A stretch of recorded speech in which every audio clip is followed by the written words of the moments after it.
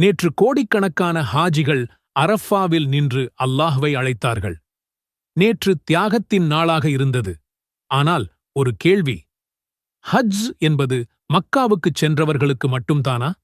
இல்லை. குரானில் ஒரு முழு சூரா இருக்கிறது. அது ஹஜ்ஜை பற்றி மட்டும் பேசவில்லை. மறுமை நாளின் அதிர்ச்சியையும் மனித வாழ்க்கையின் உண்மையையும் அல்லாஹ்வுக்கான முழுமையான அடிபணிதலையும் நமக்கு நினைவூட்டுகிறது. மறுமை நாள் வரும்போது பாலூட்டும் தாய் கூட தன் குழந்தையை மறந்து விடுவாள். இந்த அதிர்ச்சியான வசனம் எந்த சூறாவில் இருக்கிறது தெரியுமா? சூரத்துல் ஹஜ். நேற்று நாம் ஹஜ் பெருநாளை கொண்டாடினோம். ஆனால் ஹஜ்ஜின் உண்மையான நோக்கம் என்ன? ஏன் அல்லாஹ் இந்த சூறாவை ஹஜ் என்று பெயரிட்டான்? இன்று ஜும்மா நாளில் மனிதனை விழித்தெழ வைக்கும் சூரத்துல் ஹஜ்ஜின் அற்புதமான செய்திகளை அறிந்து கொள்வோம். இந்த உலகத்தின் சோதனைகளால் நீங்கள் சோர்ந்து போயிருக்கிறீர்களா? வாருங்கள், இந்த ஜும்மா நாளில் சூரத்துல் ஹஜ் நமக்குத் தரும் இறைவனின் வாக்குறுதிகளையும் அதன் ஆறுதலையும் ஒன்றாகக் கேட்போம். மனிதர்களே, நீங்கள் உங்கள் இறைவனை பயந்து கொள்ளுங்கள். நிச்சயமாக அந்த இறுதி நாளின் அதிர்ச்சி ஒரு மகத்தான பெரும் நிகழ்ச்சி. இப்படித்தான் சூரத்துல் ஹஜ் தொடங்குகிறது. நம்முடைய அன்றாட சின்ன சின்ன கவலைகளுக்கு மத்தியில் இந்த ஒரு வசனம் நம்மை பிடித்து உலுக்குகிறது. நமது கடன், குடும்பப் பிரச்சினை, வியாபாரப் போட்டி, இது எல்லாவற்றையும் விட பல்லாயிரம் மடங்கு பயங்கரமான ஒரு நாளைப் பற்றி அல்லாஹ் நமக்கு நினைவூட்டுகிறான். அந்த இறுதி நாளின் கொடூரத்தை விவரிக்கும்போது பாலூட்டும் தாய் தன் குழந்தையை மறந்துவிடுவாள். கர்ப்பிணிகள் தங்கள் சுமையை அந்த இடத்திலேயே பிரசவித்து விடுவார்கள் என்று கூறுகிறான். மனிதர்கள் போதையில் இல்லாதபோதும் போதையில் இருப்பது போல காணப்படுவார்கள். காரணம், அல்லாஹ்வின் வேதனை அப்படிப்பட்டது என்கிறான். யோசித்துப் பாருங்கள். அந்த மாபெரும் அதிர்ச்சிக்கு முன்னால் இன்று நாம் சுமந்து திரியும் கவலைகள் எல்லாம் எவ்வளவு அற்பமானவை! இந்த உலக வாழ்க்கை என்பது தற்காலிகமானது என்பதை இந்த வசனங்கள் நமக்கு ஆணித்தரமாக உணர்த்துகின்றன. நம் பிரச்சனைகள் எவ்வளவு பெரிதாக இருந்தாலும் அவை இந்த உலகத்தோடு முடிந்துவிடும். ஆனால் மறுமை அப்படியில்லை. அது முடிவில்லாதது. அந்த மறுமையின் வெற்றிக்காக நம்மை தயார்படுத்துவதுதான் உண்மையான புத்திசாலித்தனம். ஒரு பெரிய கவலையை நினைவூட்டி சிறிய கவலைகளை மறக்கச் செய்வது குர்ஆன் காட்டித்தரும் ஒரு மிகச்சிறந்த உளவியல் அணுகுமுறை. சூரத்துல் ஹஜ் மறுமையின் அந்த பெரும் அதிர்ச்சியை நினைவுபடுத்துவதன் மூலமாக நம்முடைய உலகக் கவலைகளின் பாரத்தை இலகுவாக்குகிறது. அல்லாஹ் குர்ஆனில் சொல்கிறான், நன்மை மற்றும் தீமையைக் கொண்டு நாம் உங்களை சோதிப்போம். பின்னர் நீங்கள் நம்மிடமே திரும்பக் கொண்டு வரப்படுவீர்கள். நமக்கு வருகிற கவலைகளும் ஒரு சோதனைதான், மகிழ்ச்சியும் ஒரு சோதனைதான். இரண்டிலும் நாம் எப்படி நடந்து கொள்கிறோம் என்பதை அல்லாஹ் கவனிக்கிறான். கவலைகள் வரும்போது பொறுமையோடும் அல்லாஹ்விடம் உதவி தேடியும், மகிழ்ச்சி வரும்போது நன்றியுடனும் பணிவுடனும் இருப்பதுதான் ஒரு உண்மையான விசுவாசியின் அடையாளம். நமது பிரச்சனைகளை தீர்க்கவே முடியாது என்று நாம் சோர்வடையும்போது இந்த சூராவின் 5வது வசனத்தை ஓதிப்பாருங்கள். அல்லாஹ் கேட்கிறான், மனிதர்களே, இறந்த பிறகு மீண்டும் உயிர்ப்பிக்கப்படுவது பற்றி உங்களுக்கு சந்தேகம் இருக்கிறதா? அப்படியானால் சிந்தியுங்கள். நாம் தான் உங்களை மண்ணிலிருந்தும், பிறகு ஒரு துளி இந்திரியத்திலிருந்தும், பிறகு அலக் என்ற நிலையிலிருந்தும், பிறகு உருவாக்கப்பட்டதும் உருவாக்கப்படாததுமான ஒரு சதைத் துண்டிலிருந்தும் படைத்தோம். உங்களுக்கு விளக்குவதற்காகவே இதை விவரிக்கிறோம். இல்லாமையிலிருந்து நம்மையும் இந்த பிரபஞ்சத்தையும் படைத்த அல்லாஹ்வுக்கு நமது பிரச்சனைகளை தீர்ப்பது ஒரு பெரிய விஷயமே அல்ல.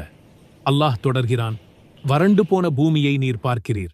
அதன் மீது நாம் மழையை இறக்கினால் அது செழித்து வளர்ந்து அழகான ஒவ்வொரு வகை புற்பூண்டுகளையும் முளைப்பிக்கிறது.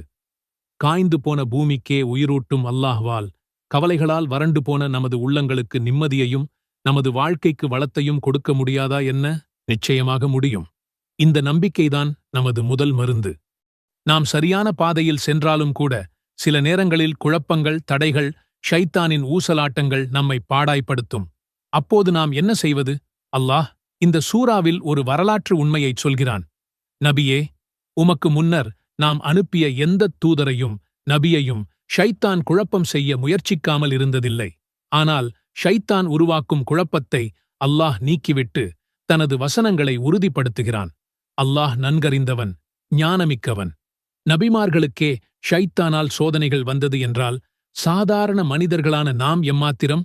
ஆனால் இதில் இருக்கும் மிக முக்கியமான வாக்குறுதி என்னவென்றால், அந்த குழப்பங்களையெல்லாம் நீக்கி தனது பாதையை அல்லாஹ் உறுதிப்படுத்துவான் என்பதுதான்.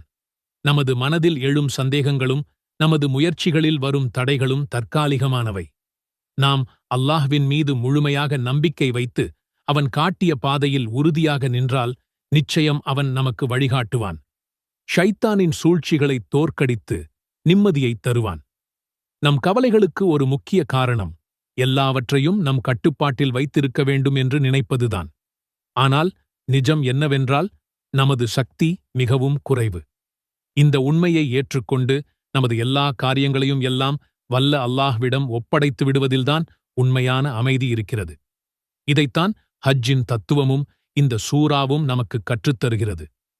பலியிடப்படும் பிராணிகளைப் பற்றி குறிப்பிடும்போது அவற்றின் மாமிசமோ இரத்தமோ அல்லாஹ்வை அடைவதில்லை.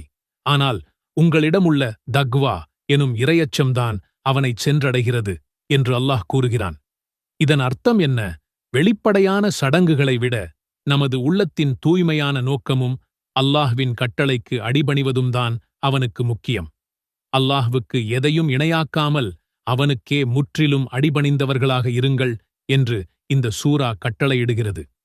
நமது கவலைகளுக்காக போலி தெய்வங்களையும் ஜோதிடர்களையும் தாயத்துக்களையும் நம்பி ஓடாமல் அனைத்தையும் படைத்த ஒரே இறைவனிடம் மட்டுமே கையேந்துங்கள் என்பதே இதன் செய்தி. நீங்கள் உங்கள் பாரங்களை அல்லாஹ்விடம் இறக்கி வைத்தால் அவன் உங்களை பார்த்துக் கொள்வான். அவனே மிகச்சிறந்த பாதுகாவலன். அல்லாஹும்ம ஸல்லி அலா முஹம்மதின் நபியில் உம்மி வஅலா ஆலிஹி வஸல்லிம் தஸ்லீமன். அல்லாஹ்வே, உம்மி நபியான முஹம்மத் ஸல்லல்லாஹு அலைஹி வஸல்லம் அவர்கள் மீதும் அவர் குடும்பத்தினர் மீதும் உனது அருளைப் பொழிவாயாக. அவர்களுக்கு முழுமையான சாந்தியையும் சமாதானத்தையும் வழங்குவாயாக. ரப்பனா ஆதினா ஃபித் துன்யா ஹஸனதன் வஃபில் ஆখিরাতি ஹஸனதன் வகினா அஸாபன் நார். துஆவின் பொருள்: எங்களின் இறைவா, இம்மையிலும் நல்லதைத் தருவாயாக, மறுமையிலும் நல்லதைத் தருவாயாக, மேலும் நரக வேதனையிலிருந்து காப்பாற்றுவாயாக. அல்லாஹும்ம ஸல்லி அலா முஹம்மதின் நபியில் உம்மி வஅலா ஆலிஹி வஸல்லிம் தஸ்லீமன். அல்லாஹ்வே, உம்மி நபியான முஹம்மத் ஸல்லல்லாஹு அலைஹி வஸல்லம் அவர்கள் மீதும் அவர் குடும்பத்தினர் மீதும் உனது அருளைப் பொழிவாயாக. அவர்களுக்கு முழுமையான சாந்தியையும் சமாதானத்தையும் வழங்குவாயாக. அல்லாஹும்ம ஸல்லி அலா முஹம்மதின் நபியில் உம்மி வஅலா ஆலிஹி வஸல்லிம் தஸ்லீமன். அல்லாஹ்வே, உம்மி நபியான முஹம்மத் ஸல்லல்லாஹு அலைஹி வஸல்லம் அவர்கள் மீதும் அவர் குடும்பத்தினர் மீதும் உனது அருளைப் பொழிவாயாக.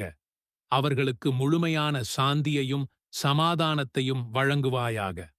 ரப்பனா ஆதினா ஃபித் துன்யா ஹஸனதன் வஃபில் ஆখিরাতি ஹஸனதன் வகினா அஸாபன் நார். துஆவின் பொருள்: எங்களின் இறைவா, இம்மையிலும் நல்லதைத் தருவாயாக, மறுமையிலும் நல்லதைத் தருவாயாக, மேலும் நரக வேதனையிலிருந்து காப்பாற்றுவாயாக.